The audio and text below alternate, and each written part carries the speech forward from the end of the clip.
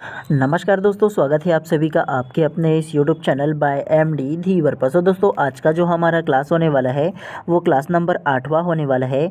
और आज की क्लास का जो हमारा विषय रहने वाला है वो सामाजिक विज्ञान, जिसे आप लोग एसएसटी के नाम से जानते हो। और आज की क्लास का जो हमारा टॉपिक रहने वाला है वो जैन धर्म और बौद्ध धर्म का हम लोग थ्योरी क्लास करेंगे, ठीक है। तो सबसे पहले आप लोगों को ना ये जो थ्योरी क्लास है उसको ध्यानपूर्वक पढ़ना है। और उसके बाद ना ये जो क्लास हो जाएगा ना, उसके बाद इसी टॉपिक पर आप लोगों का एमसीक्यू सीरीज़ भी लेकर के आऊँगा, ठीक है। ताकि आप लोग थ्योरी के साथ साथ ना किस प्रकार से इसमें क्वेश्चन बन सकते हैं, इन तमाम चीज़ों के बारे में अच्छे तरीके से समझ पाओ। तो इसीलिए ना मैं आप लोगों का थ्योरी के साथ साथ एमसीक्यू का सीरीज़ भी कराऊंगा। तो जो जो चीज़ें मैं नोट करने के लिए बोलूँगा, इन तमाम चीज़ों में ना उन सभी को आप लोगों को नोट करते हुए चलना है, ठीक है। ताकि एग्ज़ाम से एक हफ्ते पहले आप लोगों का बढ़िया सा रिविज़न करते बन जाए और आप लोगों की तैयारी बेहतरीन तरीके से हो। और मैं आप लोगों को ना सरल से सरल तरीके से अपने शब्दों में और भी समझाने की आप लोगों को कोशिश करूँगा। तो सबसे पहले आज का जो टॉपिक है ना वो 6ठी शताब्दी ईसा पूर्व के धार्मिक आंदोलन के बारे में जानेंगे। तो ध्यानपूर्वक आप लोगों को पढ़ना है। सबसे पहला सामान्य परिचय करके दिया है, ध्यान से पढ़िए। General introduction.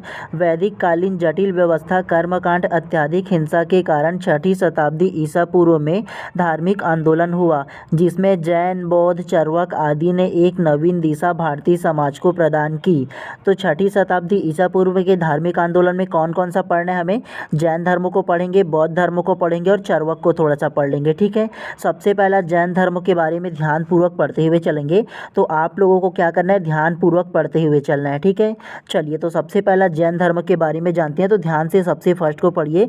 जैन शब्द जीन से बना है, जिसका अर्थ विजेता होता है। तो जैन शब्द किससे बना है? तो जीन शब्द से बना है और इसका क्या अर्थ होता है? तो विजेता होता है। तो ये चाहो तो आप लोग नोट करके रख सकते हो। नेक्स्ट को पढ़िए। जैन धर्म के संस्थापक व प्रथम तीर्थकर त्रिशब्देव। तो जैन धर्म के संस्थापक कौन थे? तो त्रिशब्देव, जिसे आदिनाथ के नाम से जाना जाता था। तो ये आप लोगों को नोट करके रखना है, जैन धर्म के संस्थापक त्रिशब्देव। नेक्स्ट को पढ़िए। त्रिशब्देव का ऋग्वेद में उल्लेख है। हम लोगों ने ऋग्वैदिक कालीन सभ्यता पढ़ा था, तो बताया था ना आप लोगों को कि ऋग्वेद में ना ये जो त्रिशब्देव है उसका उल्लेख है, जो जैन धर्म के क्या थे? तो जैन धर्म के संस्थापक थे। उसके अलावा नेक्स्ट को पढ़िए। वास्तविक संस्थापक। तो जैन धर्म का वास्तविक संस्थापक कौन था? महावीर स्वामी था। वेरी वेरी इंपॉर्टेंट है, आप लोगों को नोट करके रखना है। अगर सवाल पूछा जाए कि जैन धर्म के संस्थापक कौन थे, तो आप लोगों को त्रिशब्देव लेना है। लेकिन सवाल दूसरे तरीके से पूछा जाए कि जैन धर्म के वास्तविक संस्थापक कौन थे, तो महावीर स्वामी को लेना है। और ये जो महावीर स्वामी है वो 24वें तीर्थंकर थे, ये भी आप लोगों को नोट करके रखना है, ठीक है। उसके अलावा नेक्स्ट को पढ़िए। 23वें तीर्थकर। तो 23वां तीर्थकर पार्श्वनाथ था। सबसे पहले ना जैन धर्म में क्या इंपॉर्टेंट है, सबसे पहले आप लोगों से पूछा जाएगा प्रश्न कि जैन धर्म के संस्थापक कौन थे, तो पहला त्रिशब्देव लेना है। दूसरा सवाल पूछा जाए जैन धर्म का वास्तविक संस्थापक कौन था, तो महावीर स्वामी लेना है। तीसरा सवाल पूछा जाएगा कि जैन धर्म के 23वें तीर्थंकर कौन थे, तो पार्श्वनाथ लेना है। चौथा सवाल पूछा जाएगा कि जैन धर्म के 24वें व अंतिम तीर्थंकर कौन थे, तो महावीर स्वामी को ही लेना है। समझ में आया? इतना सारा थ्योरी में कितना सारा प्रश्न बन सकता है आप लोगों का। चलिए, उसी प्रकार से अब नेक्स्ट को पढ़ते हैं। अब हम लोग ना महावीर स्वामी के बारे में ना विस्तार पूर्वक पढ़ेंगे, जो ना 24वें तीर्थंकर थे उसके बारे में। तो सबसे पहले देखो, 24वें व अंतिम तीर्थंकर महावीर स्वामी। तो इसके जन्म के बारे में सबसे पहला पढ़िए। महावीर स्वामी का जो जन्म था 540 ईसा पूर्व में था। आप लोगों को ये पता होगा ना कि ईसा पूर्व और ईस्वी में क्या फ़र्क है। इतिहास को ना जानने के लिए दो भाग में डिवाइड किया गया है। ईसा के जन्म से पहले को ना ईसा पूर्व कहा जाता है और ईसा के जन्म के बाद वाले को ना ईस्वी कहा जाता है, ठीक है। तो ये आप लोगों को याद रखना है। आप लोगों ने जब सिंधु घाटी सभ्यता पढ़ा होगा तब मैंने आप लोगों को क्या बताया था, 2500 ईसा पूर्व से 1500 ईसा पूर्व तक की आप लोगों को सिंधु घाटी सभ्यता को बताया था ना।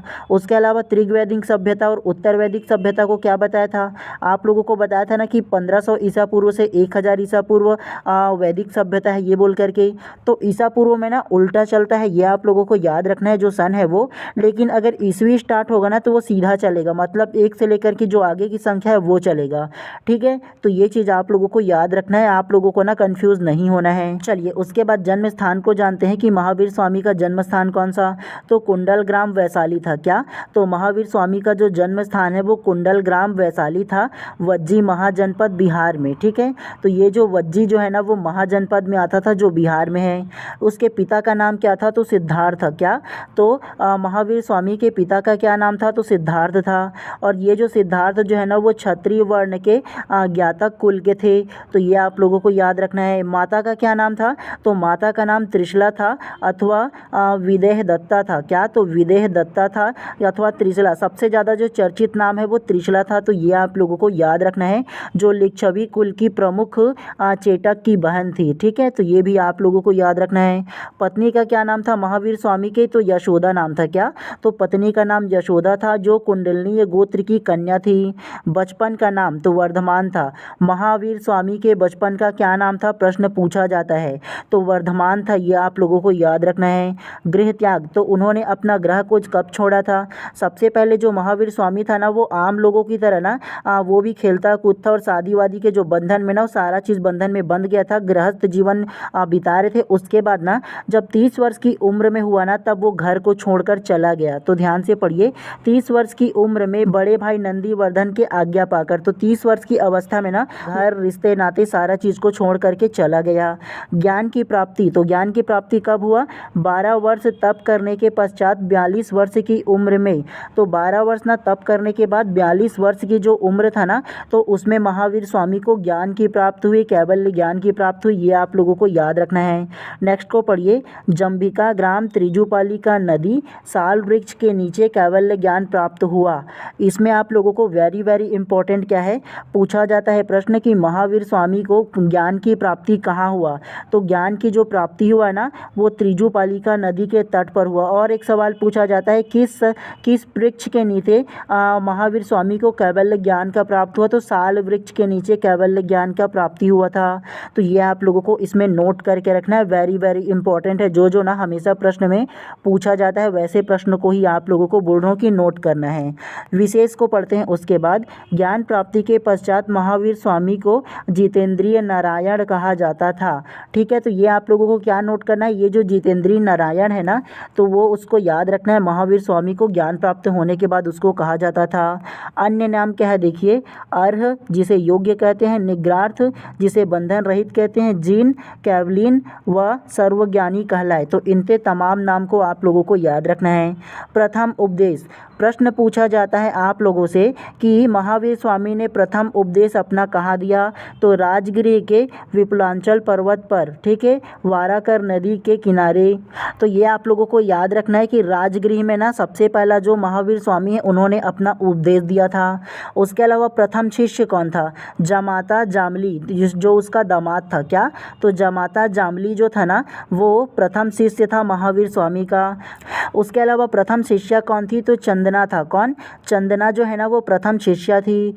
उपदेश की भाषा कौन सा, तो प्राकृतिक था जिसे अर्ध मागधी बोलते हैं। तो ये आप लोगों को नोट करके रखना है। महावीर स्वामी जो उपदेश दिया वो किस भाषा में दिया, तो प्राकृत भाषा में दिया था, तो नोट करके रखना है। मृत्यु या निर्वाण, तो उनकी मृत्यु या निर्वाण कब हुआ था, 468 ईसा पूर्व में, जीवन काल के 72 वर्ष की उम्र में उनकी मृत्यु हुआ। कहाँ हुआ था, तो राजगिरी के समीप पावापुरी में मल्लराज सस्तीपाल के राजप्रसाद में निर्वाण प्राप्त हुआ। तो आप लोगों को ना इसके मृत्यु को ये नोट करके रखना है कि पावापुरी में उसका जो मृत्यु है ना वो हुआ राजगिरी के समीप पावापुरी में। तो ये आप लोगों को वेरी वेरी नोट करके रखना है, जहाँ पर उसका निर्वाण हुआ, जहाँ पर उनका मृत्यु हुआ। चलिए उसके बाद ना जैन धर्म की संगीतियों के बारे में जानते हैं। पूछा जाता है हमेशा प्रश्न कि जैन धर्म की प्रथम संगीति कब लगा था, द्वितीय कब लगा था, तो इस प्रकार से प्रश्न पूछा जाता है। ठीक है, तो सबसे पहले देखो जैन संगीतियाँ, तो सबसे पहले देखो प्रथम संगीति कब हुआ था, स्थान को पाटलिपुत्र बिहार में सबसे पहला प्रथम संगीति हुआ था जैन धर्म का। वर्ष कौन सा था, तो 322 ईसा पूर्व था। शासक कौन थे इस समय, तो चंद्रगुप्त मौर्य था। अध्यक्ष कौन था, तो स्थूलभद्र था। परिणाम दिया देखो, जैन धर्म का 2 संप्रदाय में विभाजन, दिगंबर और श्वेतांबर। तो ये जो प्रथम संगीति हुआ जैन धर्म का, तो उसका परिणाम ये हुआ था कि ये जो जैन धर्म है वो 2 भाग में बट गया था, पहला दिगंबर हो गया और दूसरा श्वेतांबर हो गया। उसके अलावा क्वेश्चन मुख्य तौर पर ये पूछा जाता है कि जैन धर्म की प्रथम संगीति कहाँ पर आयोजित किया गया था, तो पाटलिपुत्र में। किसके किसके शासन में आयोजित किया गया था? तो चंद्रगुप्त मौर्य के में। इसके अध्यक्ष कौन थे? तो स्थूलभद्र थे। ऐसे आप लोगों को याद रखना है इसके बारे में, वेरी वेरी इंपॉर्टेंट है ये वाला। चलिए दूसरा संगीति के बारे में जानते हैं। इसका स्थान कहाँ था? वल्लभी था, जो गुजरात में है। वर्ष कौन सा था? तो 512 में था। शासक कौन था? तो उत्तर गुप्त काल था। अध्यक्ष कौन था? तो देवधीगण क्षमा श्रवण था। कार्य क्या था? तो द्वादश अंगों का संकलन हुआ था। क्या? तो द्वादश अंगों का संकलन हुआ था। मुख्य तौर पर द्वितीय संगीति में क्या याद रखना है?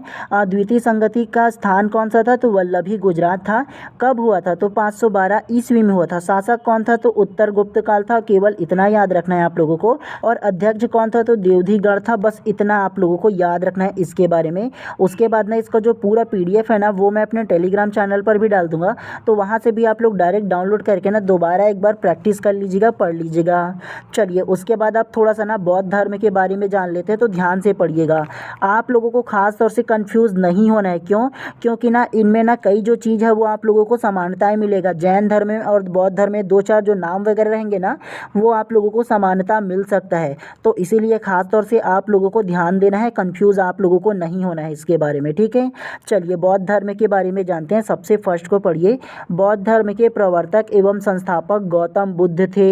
तो बौद्ध धर्म के संस्थापक कौन थे? गौतम बुद्ध। तो नोट करके रखना है आप लोगों को। जिन्हें एशिया का ज्योतिपुंज, लाइट ऑफ एशिया कहा जाता है। पिछले बार प्रश्न पूछा गया था कि लाइट ऑफ एशिया किसे कहा गया है, ये पूछा गया था पिछले बार। तो गौतम बुद्ध को कहा गया है। ये आप लोगों को नोट करके रखना है इसके बारे में, ठीक है। चलिए उसके बाद ना गौतम बुद्ध के परिचय के बारे में पढ़ते हैं, तो ध्यानपूर्वक आप लोग इसको पढ़िएगा। सबसे फर्स्ट को पढ़िए गौतम बुद्ध के परिचय। जन्म कब हुआ था? तो 563 ईसा पूर्व वैशाख कृष्ण पूर्णिमा को हुआ था। कब? तो 563 ईसा पूर्व में हुआ था। तो आप लोगों को ना चाहो तो कंपैरिजन के थ्रू भी आप लोग पढ़ सकते हो। कैसे कंपैरिजन के थ्रू पढ़ सकते हो? गौतम बुद्ध का जन्म कब हुआ था? तो 563 ईसा पूर्व में हुआ था। वहीं पर अगर महावीर स्वामी को बोलूँ तो 540 ईस्वी में हुआ था।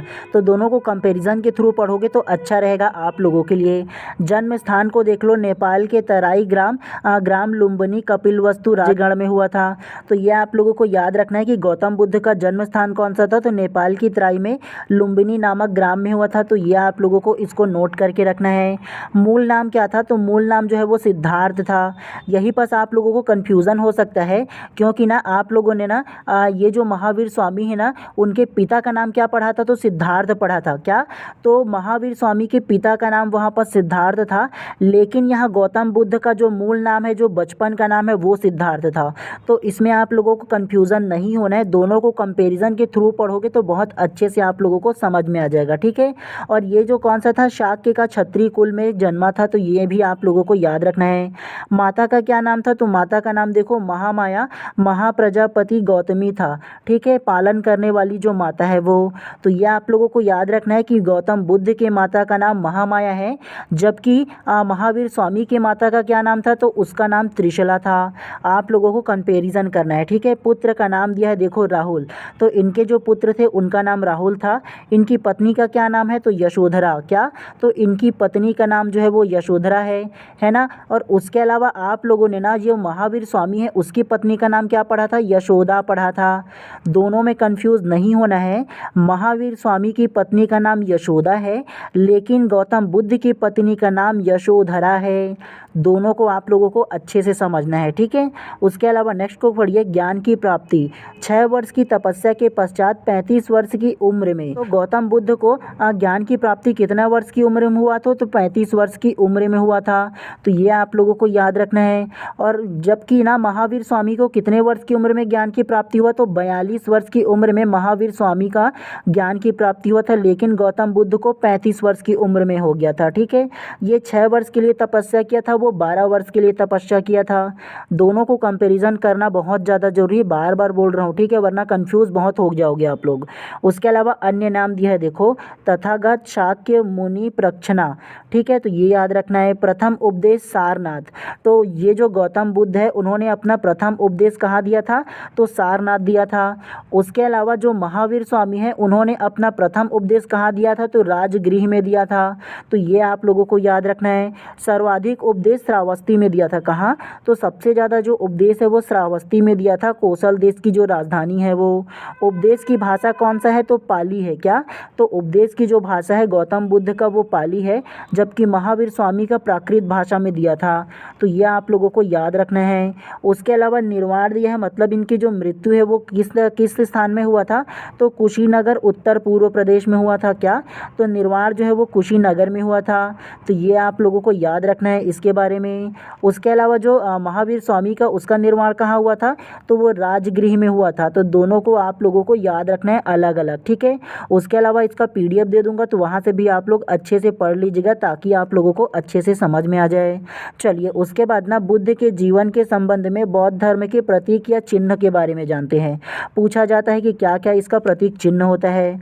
तो सबसे पहला देखिए घटना, उसके अलावा दूसरा प्रतीक दिया और तीसरा घटनाओं के विशेष नाम। तो गौतम बुद्ध के जन्म का प्रतीक चिन्ह क्या था? तो गौतम बुद्ध के जो जन्म का प्रतीक चिन्ह था वो कमल था। अलावा दूसरा गृह त्याग, तो गृह त्याग का क्या प्रतीक चिन्ह था? तो घोड़ा था।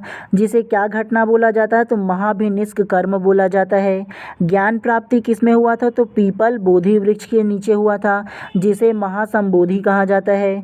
निर्वाण को क्या बोलते हैं? तो पद चिन्ह बोला जाता था, ठीक है। निर्वाण का जो प्रतीक चिन्ह है वो पद चिन्ह है। उसके अलावा मृत्यु, मृत्यु जो है वो स्तूप कहा जाता था, जिसे महापरिनिर्वाण कहा जाता था। क्या? तो गौतम बुद्ध का जो निर्वाण हुआ था, मृत्यु हुआ था, उसे महापरिनिर्वाण के नाम से जाना जाता है। तो ये आप लोगों को नोट करके रखना है आप लोगों को, ठीक है। उसके अलावा प्रथम उपदेश को क्या बोला गया था प्रतीक चिन्ह में? तो चक्र बोला गया था, जिसे ना इस घटना को और क्या बोला जाता था? तो धर्म चक्र प्रवर्तक कहा जाता था।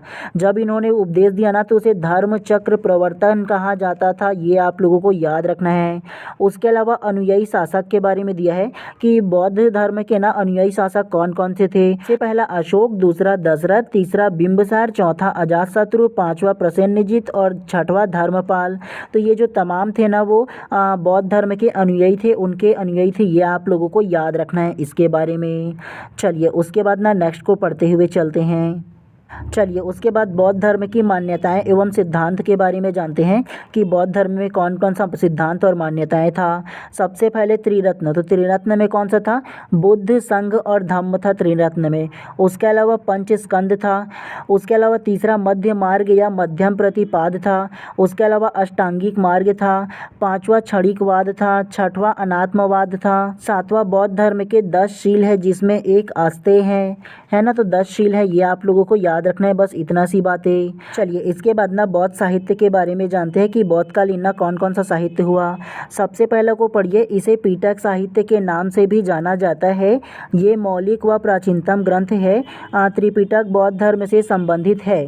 तो त्रिपिटक आप लोगों को याद रखना है। इसके 3 पीटक है, सूत पीटक, विनय पीटक, अभिधम्म पीटक। तो तीनों पीटकों को नोट करके रखना है कि बौद्ध धर्म में 3 त्रिपिटक थे। कौन कौन सा? तो विनय पीटक, सूत्र पीटक और अभिधम्म पीटक। तो तीनों को याद रखना है, नोट करके दिया है, उसको पढ़िए। अजंता की गुफाएं, इस गुफा में बौद्ध धर्म की कहानियां अंकित है। बौद्ध एवं जैन में निर्वाण तत्व की समानता है। तो बौद्ध एवं जैन धर्म में ना निर्वाण तत्व की क्या है? समानता है। उसके अलावा अजंता की गुफा में क्या मिला है?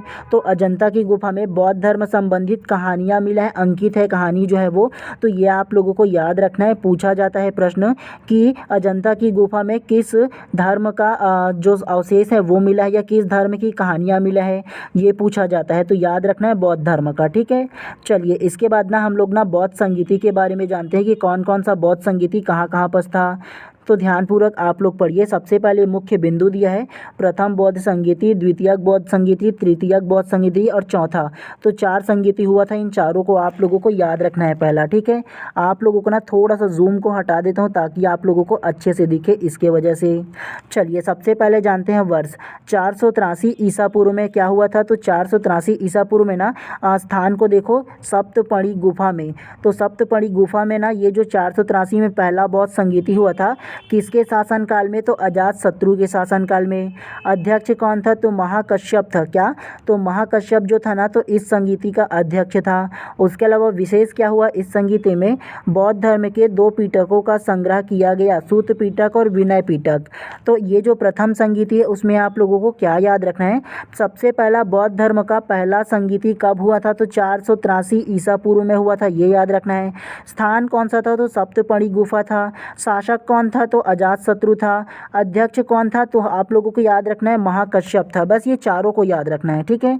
चलिए उसके बाद द्वितीय बौद्ध संगीति कब हुआ था?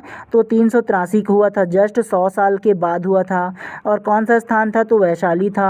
उसके अलावा शासक कौन था? तो काला अशोक था। पहला में अजातशत्रु था, दूसरा में काला अशोक था, ठीक है। उसके अलावा अध्यक्ष कौन था? तो सर्वकर्मी था, जिसे सब्बाकामी बोला जाता था। और विशेष क्या हुआ इसमें? बौद्ध धर्म के 2 संघ, तो 2 संघ कौन सा था? तो सबसे पहला स्थाववीर, जिसे रूढ़िवादी बोला जाता था, और दूसरा महासंधिक हुआ था, जिसे प्रगतिशील बोला जाता था। तो ये आप लोगों को याद रखना है, खासतौर से इसके वर्ष को, स्थान को, शासक को और अध्यक्ष को, चारों को याद रखना है आप लोगों को, ठीक है। चलिए उसके बाद ना तृतीयक बौद्ध संगीति के बारे में जानते हैं। तो तृतीयक बौद्ध संगीति कब हुआ था? तो 251 ईसा पूर्व में हुआ था। स्थान कौन सा था? तो पाटलिपुत्र था, जिसे मगध पटना कहा जाता है। शासक कौन था? तो अशोक था। उसके अलावा अध्यक्ष कौन था? तो मोगलीपुत्र था तिस्ता। कौन? तो मोगलीपुत्र तिस्ता था। तो ये आप लोगों को याद रखना है। और विशेष क्या हुआ था? अभिधम्म पिटक संग्रह किया गया, तिस्ता ने कथा वस्तु ग्रंथ की रचना की। तो ये आप लोगों को याद रखना है। चलिए इसके बाद ना चौथा और अंतिम ना जो बौद्ध संगीति हुआ था उसको जानते हैं। प्रथम शताब्दी ईस्वी, तो प्रथम शताब्दी ईस्वी में ना ये जो चतुर्थ बौद्ध संगीति है वो हुआ था। स्थान कौन सा था? तो कुंडलवन कश्मीर में हुआ था। शासक कौन था? तो कनिष्क था। अध्यक्ष कौन था? तो वसुमित्र था। विशेष क्या हुआ था? तो देखिए उपाध्यक्ष अश्वघोष। विशेष बौद्ध धर्म 2 संप्रदाय में बढ़ गया, हीनयान और महायान। तो क्वेश्चन इसमें विशेष तौर पे पूछा जा सकता है कि किस बौद्ध संगीति में जो बौद्ध धर्म है वो 2 संप्रदाय में बढ़ गया? तो चौथा बौद्ध संगीति में हुआ था, हीनयान और महायान में बढ़ गया था। ये आप लोगों को याद रखना है इसके बारे में, ठीक है। तो इतना आप लोगों को पढ़ना था जो थ्योरी क्लास है उसमें। जब आप लोगों का ना ये जो थ्योरी क्लास आज का ख़त्म हो गया ना, तो जब नेक्स्ट क्लास आप लोगों को लाऊंगा ना, तो लगभग ये जो 25 से 30 प्रश्न है इन दोनों से रिलेटेड ना, उन सारे प्रश्नों को आप लोगों को मैं पूछूंगा, ठीक है। तो आप लोगों को क्या करना है, ध्यानपूर्वक आप सभी लोगों को ना इस प्रकार के जो प्रश्न आएंगे ना उसको आप लोगों को आंसर देना है, ठीक है।